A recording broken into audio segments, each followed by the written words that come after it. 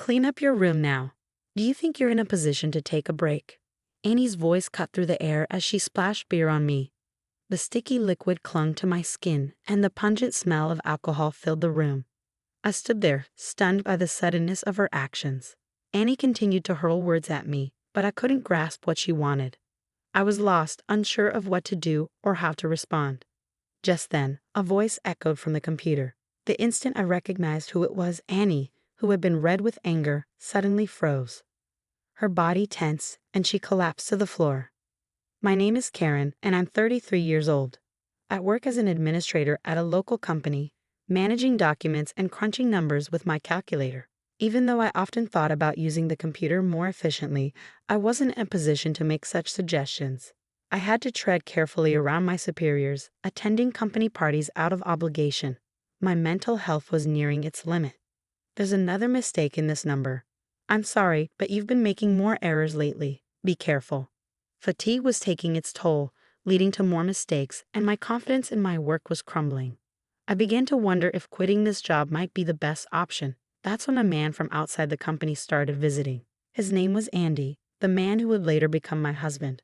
At first glance, Andy's gentle nature was obvious. Even during simple greetings, he treated me with warmth and kindness. Over time, I found myself completely captivated by him.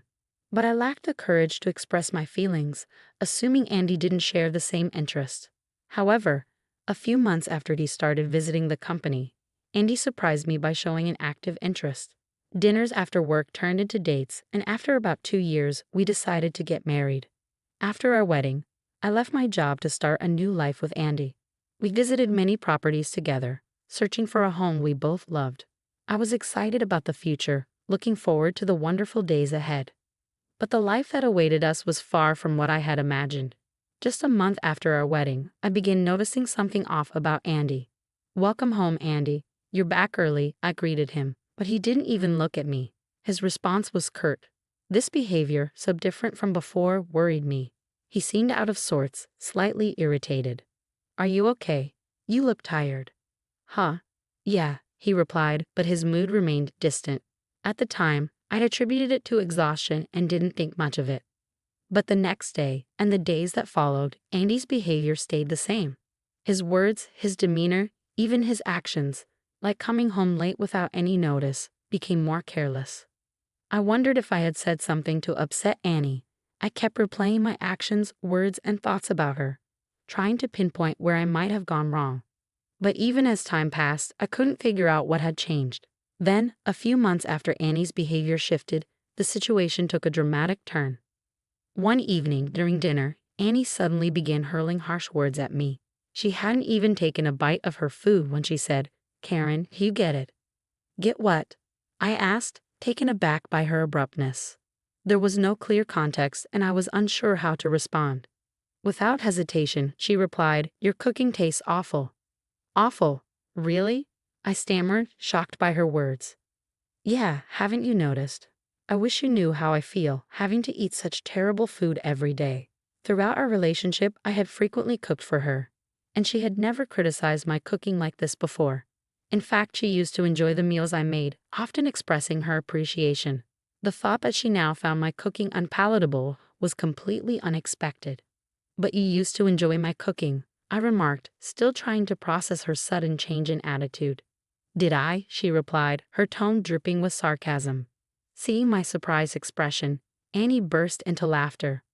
When she finally stopped, she tossed her knife and fork onto the table and headed to the bedroom, leaving her food untouched. As I stared at the uneaten meal in front of me, I was overwhelmed with mixed emotions. Had she been silently enduring my cooking all this time, or had my skills really declined? No matter how much I pondered it, I couldn't make sense of the situation.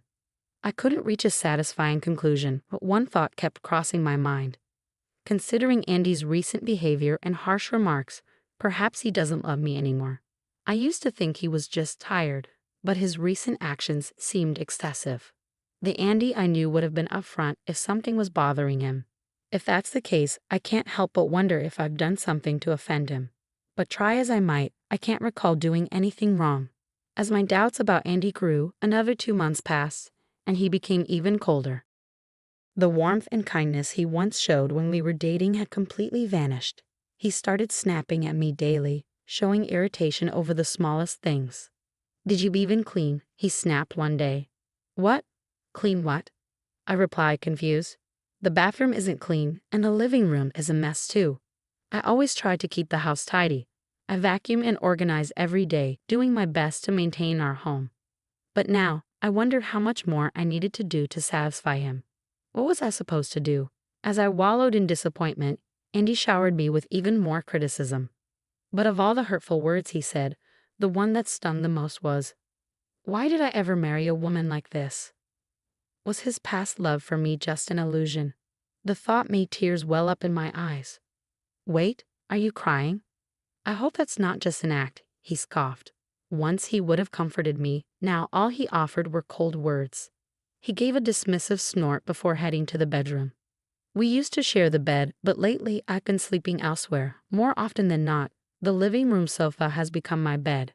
I felt belittled and ignored by Andy, yet I couldn't figure out what had gone wrong. I lacked the courage to end our relationship because deep down, I still believed in Andy. Unfortunately, my feelings went unnoticed, and his behavior only worsened. "Hey, where's the food?" he'd demand, only to criticize it moments later. "Who can even eat this?" I had suggested eating out several times, but he never agreed and never explained why. The moment he returned from work, he'd start complaining about the dirt at the entrance, the state of the bathroom, or something else, and then sharply demand food. As I noticed the change in his behavior, I tried to figure out the cause. But eventually, I realized he was probably just using me as an outlet for his stress. The inconsistencies in his actions and the way he vented led me to that conclusion. I understood that work could be tiring for Andy, but I wasn't a robot. The constant complaints were taking their toll on me. "Andy, I need to talk to you about something," I said with determination. "I'm stressed from always hearing complaints from you. I know work tires you out, but taking it out on me isn't fair." He looked at me surprised. "What are you talking about?" "I mean every word. Every time you come home from work, you lash out at me, but I'm doing my best too." He smirked, as if mocking my words, but then his face turned red with rage. "You're just a housewife, but the house isn't even clean, and your cooking is terrible. Why shouldn't you get complaints? I can't stand seeing you so relaxed.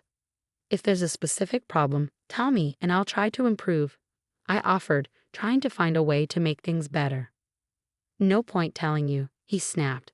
"You won't change anything. You should figure out what you're doing wrong." He kept dodging my questions, and from this conversation alone, it was clear he only saw me as an outlet for his stress. Expressing my feelings only strained our relationship further. His words grew harsher, and his cold attitude became more prevalent. The happy times we once shared were now a distant memory. I longed for those moments in silence, but my sighs only grew deeper as the days passed. I received a call from an unexpected person, my mother-in-law. We didn't usually communicate often, so I was curious as I answered the phone. "Hello, Karen, how have you been?" She greeted me warmly. I could feel the kindness in her voice, even through the phone. After a bit of chit-chat, she made a surprising proposition. "Handmade crafts?" she asked. "Yes, Karen, didn't you mention that you create handmade items? I've become interested and was wondering if you'd be willing to teach me." I was taken aback.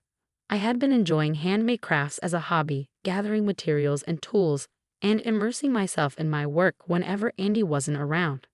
I had mentioned it to my mother-in-law once but hadn't expected her to remember. "Of course I'd love to," I replied, excited by the idea.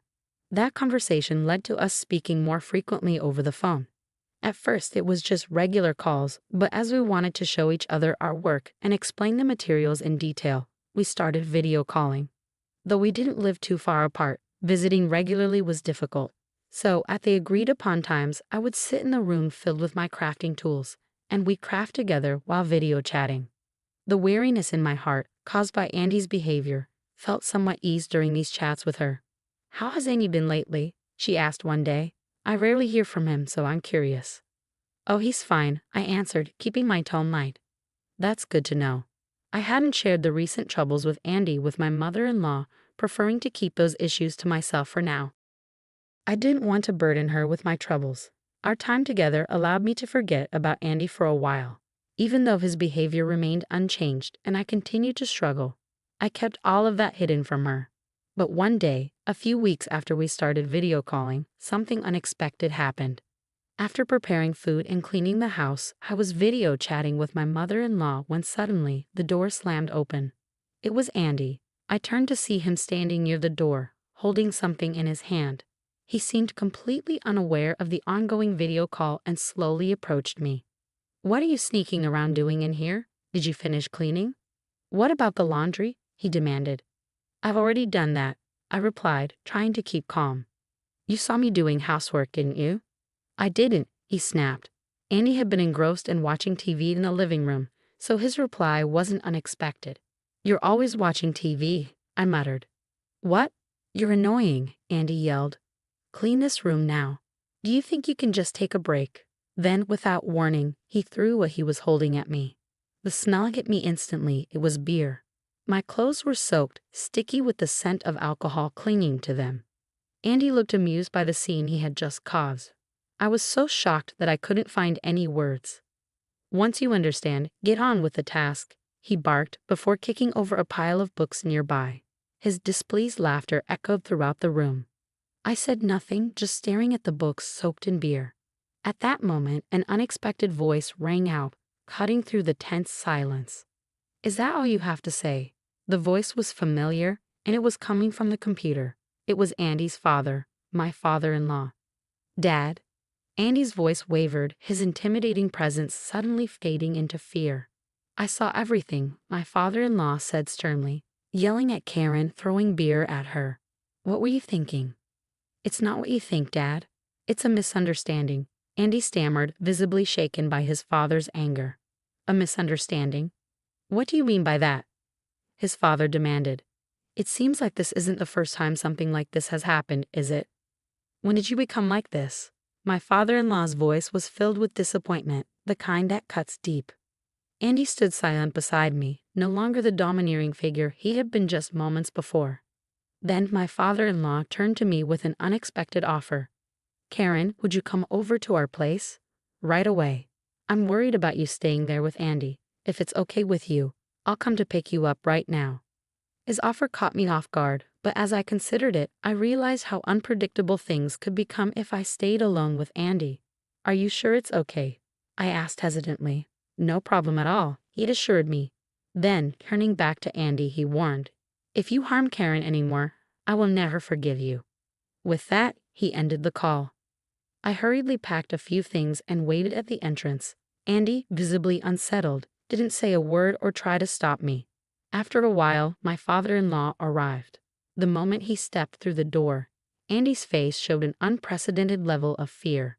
"Andy, you'd better reflect on your actions tonight. Do you understand?" his father said firmly. Andy simply nodded, his fear palpable. Please forgive me," Andy stammered. "What are you saying?" "Apologize to Karen, not me. Remember that, and think hard." After scolding Andy, my father-in-law escorted me outside. Although I had changed into clean clothes, I hadn't had time to shower and still felt sticky. My father-in-law gently wrapped a towel around me and guided me to the car. We soon arrived at his house, where my mother-in-law welcomed us with concern. "Karen, are you all right?" she asked, hugging me warmly. "Yes, I'm sorry," I replied. My mother-in-law led me to the bathroom, handing me towels and a change of clothes. "Take your time," she said. "Here are towels and fresh clothes." "Thank you so much." In the midst of the whirlwind, my emotions were in turmoil. After bathing, I changed into the clothes that had been prepared for me and joined my in-laws in the living room. My father-in-law had a serious expression, while my mother-in-law looked anxious. "Thank you for everything," I said. "You're welcome," my mother-in-law replied. "Was the water temperature okay?" "Yes, it was perfect," I answered, sinking into the sofa. "Karen, can you tell us what happened?" my father-in-law asked. I hesitated, unsure where to begin. So that wasn't the first time, was it?" "No, it wasn't," I admitted. "Please tell us, Karen." I took a deep breath and carefully chose my words. My in-laws listened attentively as I explained the events following our marriage and why I had kept it from them until now. They absorbed every detail. "So that's why it came to this," my father-in-law said after a moment. You should have told us sooner. We would have understood. I didn't want to worry you, I replied, my voice breaking slightly. I understand how you feel, Karen. You shouldn't have kept silent about someone like him, my mother-in-law said gently. Yes, I'm sorry, I said, feeling a mix of relief and guilt. Though they scolded me softly, their concern was evident, and I felt they genuinely cared about me. There was a brief silence as my in-laws processed everything. After a few minutes, my father-in-law finally broke the silence. Karen, do you still love Andy? Pardon? I have a feeling he'll just repeat his mistakes, my father-in-law said firmly. For your sake, I think it's best if you divorce him. Decisions like this are best made quickly. My mother-in-law, sitting beside him, nodded in agreement. Divorce Andy, she urged. I was taken aback by the suggestion from his parents. The idea of divorce seemed so final, and despite everything, I still loved him. The thought of him never changing troubled me deeply, yet I felt torn. They waited silently for me to decide. After some thought, I made up my mind. I will divorce Andy, I said. I had tried to make things work and offered countless suggestions, but he had ignored them all. I believed that if we continued as a married couple, he would only continue to treat me coldly. Relief washed over their faces at my decision. After discussing it further with my in-laws, I was determined to move forward with a divorce. I could finally distance myself from Andy, although a part of me hoped he might change his mind.